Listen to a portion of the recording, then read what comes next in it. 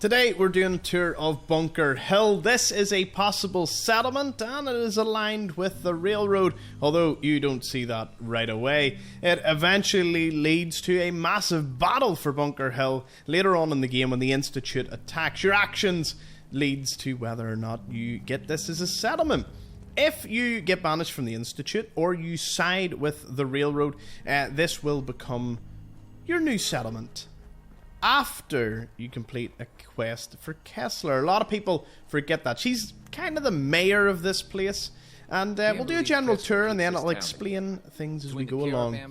So, a lot of the beds are owned and a lot of the containers you cannot use until you get it as a settlement. So, bear that in mind. First up is Tony and Joe's.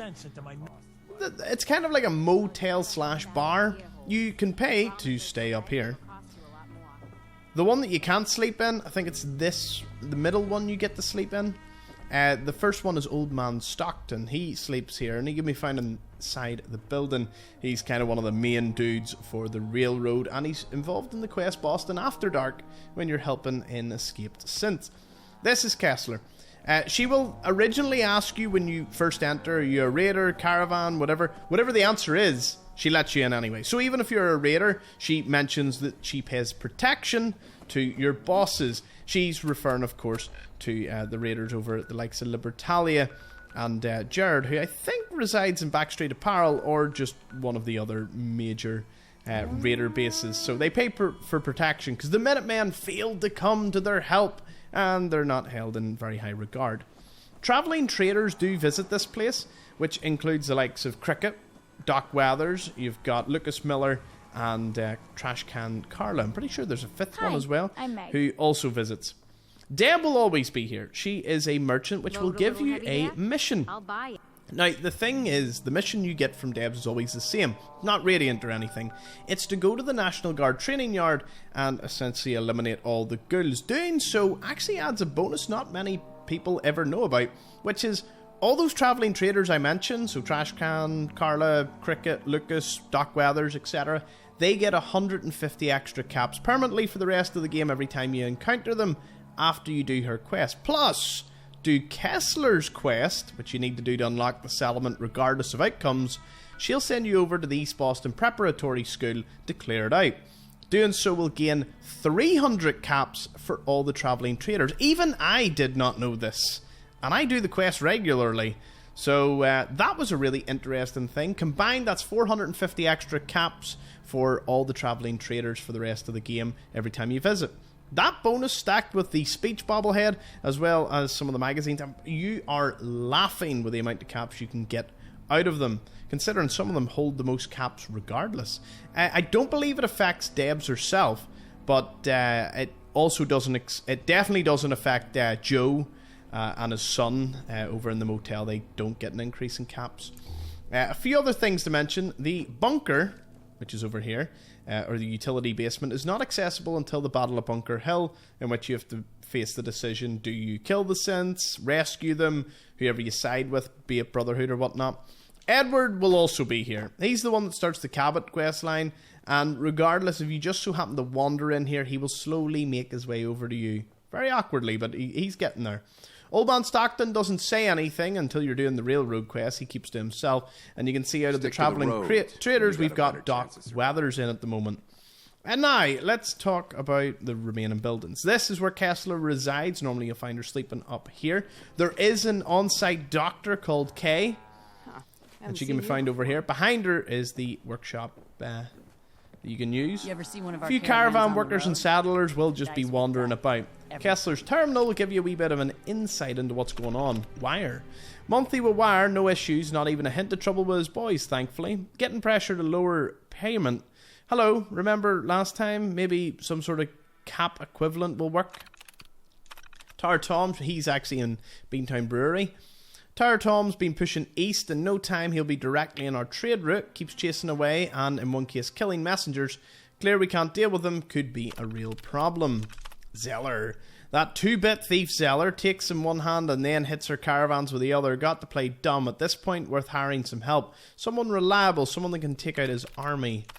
And Jared's drop mainly jet and Psycho took a pass on Chem for kids, but AJ still got the best prices in the normal garbage. As long as he accepts Chems, it won't be a problem paying him off.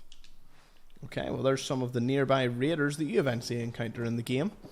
In terms of any other named character, the only one I can think of is Meg, and like most of the kids in Fallout, she's just trying to dupe you out of some caps. Hi, I'm She'll Meg. try and give you a bit of a tour and take 10 caps off you for the privilege of telling you like one sentence, so don't fall for it. Up scopes at a new. I fixed up most of what's here myself. You can't make armor. Let's see what you've got. Everything Now, is if we sold. barter, you can see some of the unique weapons that Debs has here, including Wastelander's Friend. It does 50% more limb damage, comes with a calibrated powerful receiver, short barrel, sharpshooter's grip, a recon scope, and a large magazine. Pretty good weapon for a pretty plentiful ammo, especially if you're running the perk.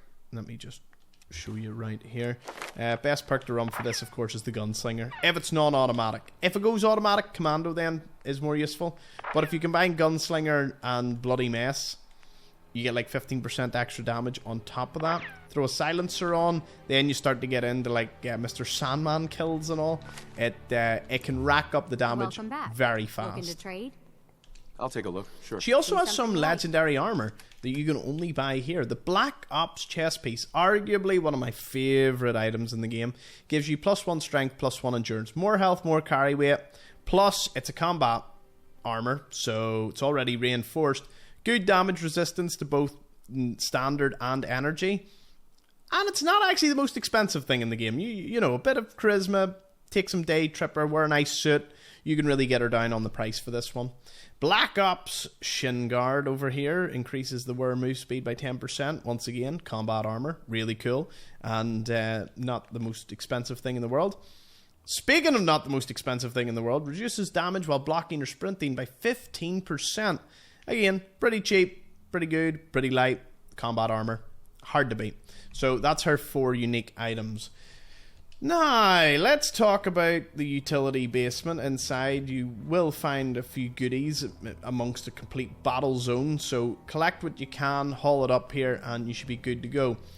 Edward is determined here. You there. So let's head up to the top. Now, up here is where you'll find a Live, Laugh, Love magazine. And to not make you dizzy, I will pause it till I get right to the top. Woo! I'm obviously not out of breath, but excellent. It sounded good, didn't it? For your troubles, you get a permanent 25% XP from persuading men. Doesn't matter the gender of your character. If you're male or female for this one, you just get more XP from charisma checks when persuading men. It's also worth 100, so you could sell the magazine. Remember, you keep the bonus even if you sell it. But for a lot of people, I know you all love to keep it. It's a really good view from here. So Bunker Hill, let's talk about its location. It's located next to the USS Constitution and the Bad TFL regional office, Irish Pride Industries. Further south, you would go to the likes of Good Neighbour from here. In terms of what settlements to link it up to, of course, Hyman's Alley, easy choice. Could take it straight down to the castle here. Or if you want somewhere a little closer, maybe County Crossing, Taffington Boathouse and Starlight Drive-In are some of your links. Another thing about the settlement is, once you unlock it, you will get a portion of the income from all the travelling traders without setting anything up. Which means you get a income stream that is pretty decent. Like, I'm not gonna lie, I did a railroad run, we unlocked this. I checked in it every couple of days and was just getting caps upon caps upon caps.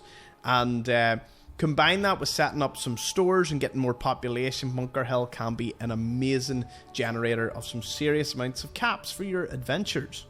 Okay, so we've unlocked the workshop, so I can show you a few other things. You can see the limit is pretty much within the walls. The height limit is about halfway up the obelisk here, so bear that in mind.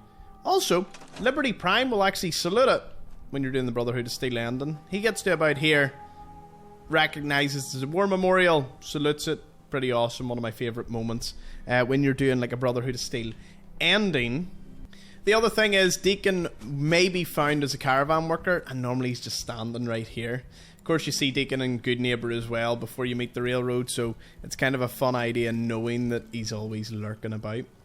And the last little bit of redaction I do have to mention is, remember I said you get 450 extra caps for all the travelling traders? It applies to Deb and Kay as well.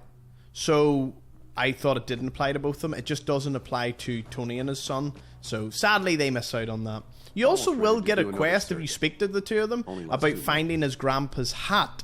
Now, if any of you haven't seen that video yet, it takes you up to the old gullet sinkhole. Highly recommend you do it. Although there is a glowing one that will be in your way as well. There's a Deathclaw, there's a glowing one, and it's very tight quarters, so little dangerous, but a quest's a quest, and a cool hat is a cool hat. So, yeah, that pretty much concludes Bunker Hill. Thank you so much for watching. See you all in the next one.